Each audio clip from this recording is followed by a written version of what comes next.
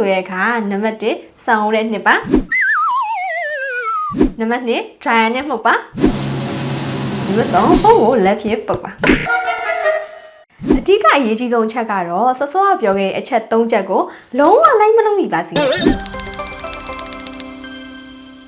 ဒီနေ့မှာဆိုရင်တော့ဖုန်းရည်ဆိုရင်ဝင်သွားရင်ဘယ်လိုလုပ်မလဲဘယ်လိုကာကွယ်မလဲဆိုတဲ့နည်းလမ်းလေးတွေကိုအကြံဉာဏ်ပေးသွားမှာမို့လို့ဒီဗီဒီယိုလေးကိုအဆုံးထိကြည့်ပေးသွားကြပါအောင်နော်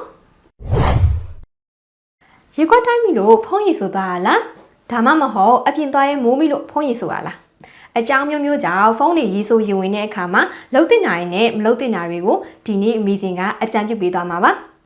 အရင်ဆုံးနေနဲ့ဖုန်းတွေရည်ဆိုရင်ဝင်တဲ့အခါမှာလှုပ်တင်တာတွေကိုအရင်ဆုံးပြောပြပါမယ်အကြောင်းမျိုးမျိုးကြောင့်ဖုန်းရည်ဆိုရင်ဝင်သွားတဲ့အခါမှာ circuit short ဖြစ်နိုင်တဲ့အတွက်ကြောင့်ဖုန်းကိုချက်ချင်း power off လိုက်တာကောင်းပါတယ်ကိုကဒီဖုန်းကိုရေချောင်းတုံးမယ်ဆိုလို့ရှိရင်တော့tissue နဲ့ဖုန်းမျက်နှာပြင်ကိုတုပ်တာတွေပြီးတော့မှ charging port sim slot စိုင်းနေရာတွေကိုချောင်းတုပ်တာတွေလုပ်တင်ပါတယ်ပြီးတော့မှ memory card ဆင်းကတ်ထုတ်တာမျိုးလုပ်တင်ပါတယ်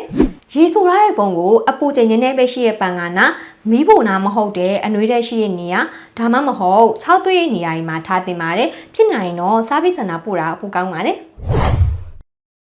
ဖုန်းရည်ဆိုရည်ဝင်သွားရင်လှုပ်သိမ်းတဲ့အရာတွေကိုမီစင်ကပြောပြပေးခဲ့ပြီးအခုကတော့မလှုပ်သိမ်းတဲ့အရာတွေကိုဆက်ပြီးပြောပြပေးသွားမှာပါတချို့တွေကဒီဖုန်းရည်ဆိုရည်ဝင်သွားရင်စံအိတ်စံအိုးကိုဖုန်းကိစ္စရေးစခန်းလို့ထင်မှတ်ပြီးတော့သွားနေလေးရှိပါတယ်မီစင်ကိုယ်တိုင်လည်းအရင်ကလုပ်ခဲ့ပူပါတယ်ဒါမဲ့အဲ့ဒါလုံးဝမလုပ်သင့်တဲ့အရာတစ်ခုပါနော်နောက်တစ်ခုကတော့ဖုန်းကိုထူခတ်တာတွေပြီးတော့ဖုန်းကိုတစ်ခုချင်းဖြုတ်ပစ်တာတွေမလုပ်သင့်ပါဘူးနော်ပြီးတော့ dryer နဲ့ချအောင်လုပ်တာတို့ microwave မီးဖို့တွေသွားထားတာတို့ကလုံးဝမလုပ်သင့်တဲ့အရာတွေပါနော်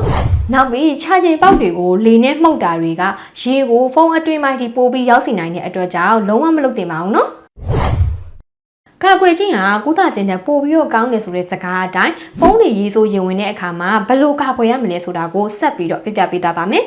အဓိကကတော့ IP rating ရေဆိုကန်စနစ် IP68 IP67 ပါတဲ့ရေဆိုကန်ဖုန်းတွေကိုရွေးချယ်ဝယ်ယူသင့်ပါတယ်မီစင်တို့ရဲ့ဟိုနုခမြန်မာမှာလည်းရေဆိုကန်ဖုန်းတွေကိုဝယ်ယူရရှိနိုင်ပါပြီရှင်နောက်တစ်ခုကတော့ရေသွက်ကူးတဲ့အခါမျိုးတွေပြီးတော့ဒီမိုးရေတွေသွားတဲ့အခါမျိုးတွေမှာရေဆိုခံအိတ်ကိုအသုံးပြုတာတွေပြီးတော့ဒီ charging အပေါက်ပိတ်တဲ့ rubber cap လေးတွေကိုအသုံးပြုပြီးတော့လည်းကာကွယ်နိုင်ပါတယ်ဒီနေ့မှာတော့မီစင်ကဖုန်းတွေရေဆိုရင်ဝင်တဲ့အခါမှာလှုပ်တင်တာတွေမလှုပ်တင်တာတွေပြီးတော့ဘယ်လိုကာကွယ်ရမလဲဆိုတာကိုပြောပြပေးခဲ့တာပဲဖြစ်ပါတယ်နောက်ကိုလည်းဖုန်းနဲ့ပတ်သက်တဲ့ဗဟုသုတလေးတွေကိုအကြံပြုဝေမျှပေးသွားမှာမို့လို့မီစင်တို့ရဲ့ Touch by Honoka မြန်မာ channel လေးကို like and subscribe လုပ်ပါပြီးမမေ့နဲ့အောင်နော်အားလုံးပဲနောက်ဗီဒီယိုတွေမှာပြန်ဆုံတွေ့ကြမယ်တတာ